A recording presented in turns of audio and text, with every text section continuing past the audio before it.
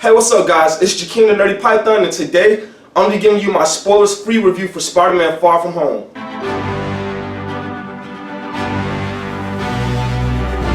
So Spider-Man Far From Home was one of my most anticipated films of the year, and it's also the 23rd film in the Marvel Cinematic Universe, or MCU for short. It's also a sequel to 2017 Spider-Man Homecoming and an even more direct sequel to Avengers Endgame, with the events of this film occurring just 8 months after Thanos' defeat. Guys, I had an amazing time and enjoyed this film a lot more than Spider-Man Homecoming, which to me just felt kind of weak because the stakes weren't as high. Spidey himself just was way too watered down, and that whole film in general just felt a little too high school and kiddie for my taste. And I get it that was supposedly pre-Avengers Spidey versus the now post-Avengers Spidey, so it was good going into this film seeing him a lot more experienced and confident, as you know, he has to take on a much bigger threat. If I had to give a more vivid comparison between the two films, I would say that Spider-Man Far From Home is to Spider-Man Homecoming what Harry Potter and the Deathly Hallows is to Harry Potter and the Half-Blood Prince. So if you've seen those two films, then you get my drift that it was obviously a huge step up from the last. In this film, Peter and his friends go on a field trip to Europe where he plans on expressing his feelings to MJ, but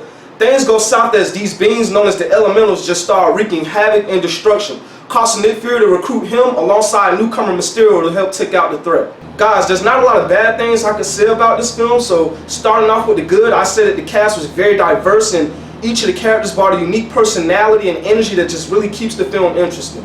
Of course, Tom Holland returns as Peter Parker, aka Spider-Man, and he's honestly the best adaptation of the character that we've seen on film, given that he just has that very youthful look and personality that really matches the Spidey from the comics. You really buy him in this coming-of-age tale as this teenager that has the burden of being a superhero while also trying to maintain a normal life, which is what makes Spider-Man so special as a character. I really love Zendaya as MJ because she's not the typical hottie next door that we've seen in previous films, but more of a hipster slash outsider that just really makes all these snide remarks and comments while still remaining pretty attractive at the same time. I think it was brilliant for the writers to make Peter's love interest more tomboyish, to just really show like a whole new dynamic and chemistry between the characters that we've never seen before. Marisa Tomei returns as Hot Aunt May, and I don't think it was necessary for them to make her that young and attractive here, but she's still pretty nice to look at the same time. And she's got this thing going on with Happy Hogan that we've seen in the trailers that just adds a lot more humor to the film. And yes, my man Jake Gyllenhaal did kill it as Mysterio, who's this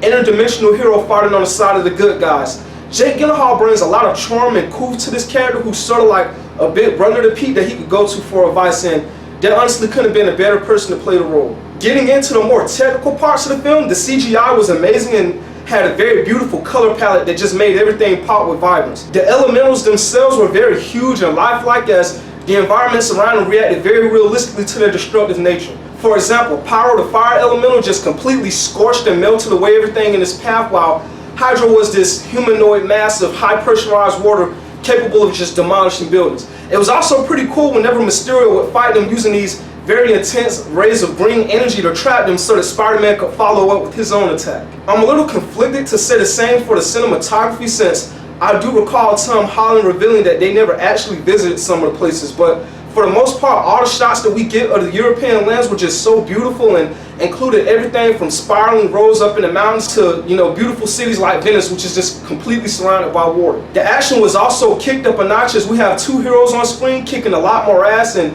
Tom Holland's Spidey's got a lot more tricks and stunts up his sleeve, and the fact that we get to see 3 suits in this film was just so fucking badass, and they each have their own specialty for different occasions. Even the soundtrack here was amazing and full of pop songs that played as Peter and his friends travel from one city to another, but my personal favorite was definitely Vacation by the Go-Go's that played during the credits. The last thing I really liked about this film is the budding romance between Peter and MJ, which is just so cute and adorable as they awkwardly try to express their interest in each other. And you really feel for Peter as, you know, he tries to find that perfect moment to express his feelings for her, but it's always interrupted by some superhero crisis that causes him to have to flee the scene. I can just feel all his frustration of almost getting the girl but not being able to make it happen, as he always has to start off from square one. Like I said before, there's not a lot of bad things I could say about this film, except that you could argue that there were more than a few characters whose only purpose was to add comedy, like the 2 teachers chaperoning the trip, but even they felt kind of necessary here. And guys, this film was very hilarious, and I found myself laughing a lot at its very, you know, cringe style humor.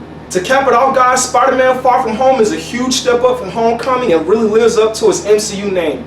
You'll find yourself rooting for Spidey as he takes on a whole new challenge as the web-slinging hero and also Peter Parker. I'm going to give the film a 4.5 out of 5 snake eggs and highly recommend it for MCU fans and average moviegoers alike. There's also both a mid-credits and post-credit scene, so make sure you stick around to the end. So have you seen Spider-Man Far From Home? What did you think? Leave your comments down below. I hope you guys enjoyed my review and found it insightful. If you did, be sure to like, comment, and subscribe, and make sure you tap that bell for notifications. There's also links to my social media posted down in the description below. And as always, Nerdy Python is out of here.